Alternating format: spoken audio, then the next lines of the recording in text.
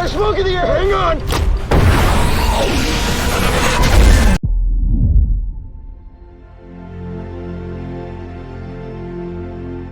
Hi folks, and welcome back to the Storm & Cellar.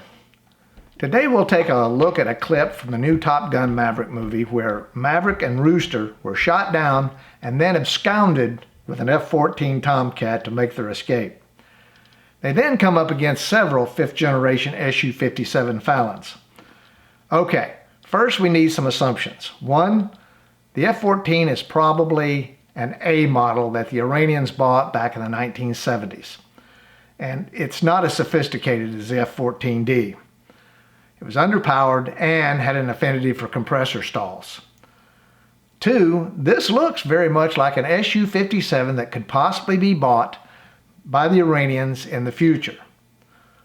Although the movie didn't name Iran as the antagonist for the film, the primary mission of destroying a nuclear facility, the old F-14s, and the potential for Iran to be a buyer of Su-57 makes them the logical choice as the villain in this film. Okay, let's take a look at the video and I'll give you my comments as we go along. Mav, tally 2, 5 o'clock low.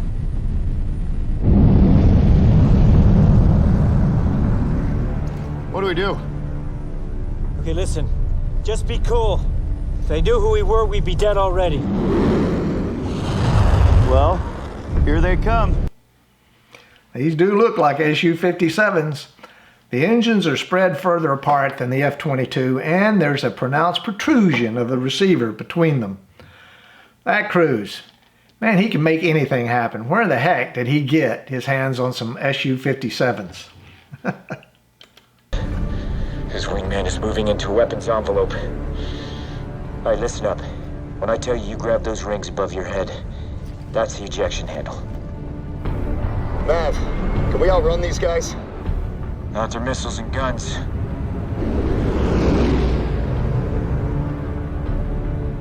Then it's a dogfight. An F-14 against 5th gen fighters? It's not the plane, it's the pilot. It's not the plane, it's the pilot. I think any combat pilot will tell you that for an old, out-of-date to defeat a 5th generation fighter would require the 5th gen pilot to make a huge mistake. Here we have 2 5th gen fighters. That map, what a pilot. Come on, Mav. Don't think. Just do.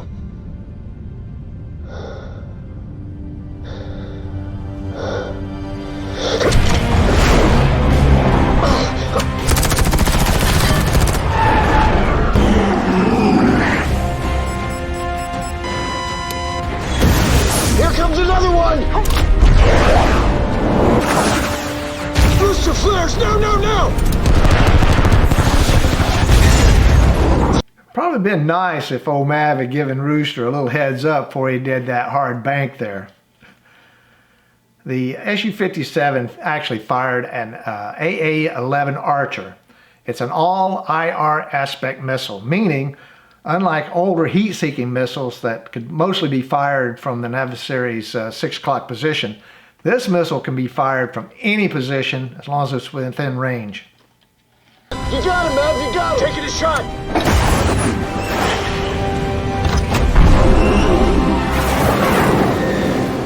What the? Okay, the minimal stealth technology, which, by the way, the RCS or radar cross-section of the SU is about the same as clean or no ordnance FA-18. That really wasn't addressed in the scene, so we'll see it later on. However, its advanced technology, wing design, and thrust vectoring capability was very accurately shown here in this maneuver.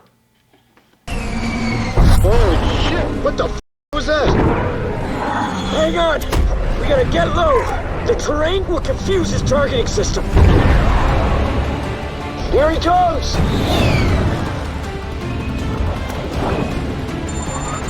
I believe the Su-57 ASA, or Active Electronically Scanned Array Radar, it may be more effective against ground clutter. However, I'm still not sure that if the fire control system can interpret a moving target fast enough for a firing solution. Damn it! Out of missiles! Switching to guns!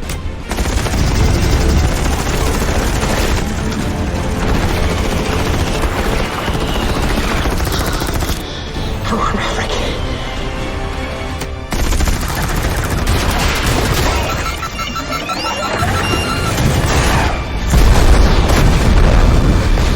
Yes! Blast two! Awful lot of bullets flying here.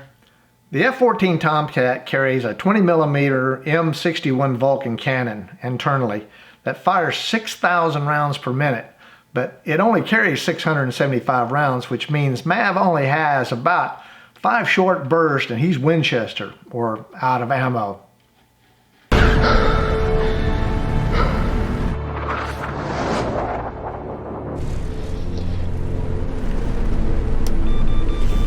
Mav, I got the radio on! Outstanding! Get us in touch with the boat! A simple circuit breaker?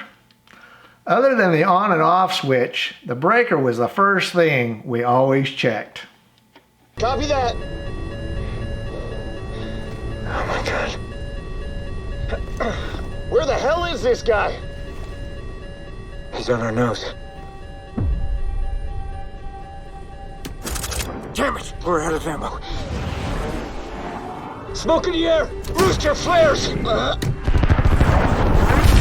That was close! Okay, here we finally see some stealth technology. With the Su-57, its stealth is best in the frontal position. So with the Su-57 ASA radar, it can change the scanning frequency to appear to be background noise. So by the time the adversary figures it out, it's probably too late. Also, Mav must be really hoping it's a heat-seeking missile, or the flares wouldn't have done him any good. We got to eject. What? We need altitude. Pull the ejection handles the second I tell you. Mav, wait! Rooster, there's no other way. Eject! Eject! Eject! Rooster, pull the handle! Eject! It's not working! Pitching the aircraft up is normally what you try to do procedurally for a good ejection, but it didn't look like Mav was slowing down any. A high-speed ejection just isn't good for what ails you.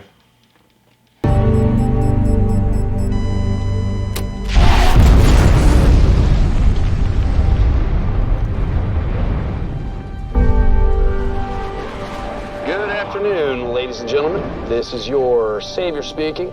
Hey, Hangman, you look good. I am good, Rooster. Thank goodness for Hangman. But apparently the Su-57 pilot was asleep at the stick and didn't recognize a lock from his RWR, or radar warning receiver, and he got smoked. I could talk about the Su-57 all day, but that'll be for a future video. Alright, I hope you all enjoyed this video. If you did, please give me a thumbs up and subscribe to my channel. Leave your comments in the section below. I'd really like to hear from the Russian Su-57 pilots if you're out there. So, until next time, make sure your takeoff and landings equal.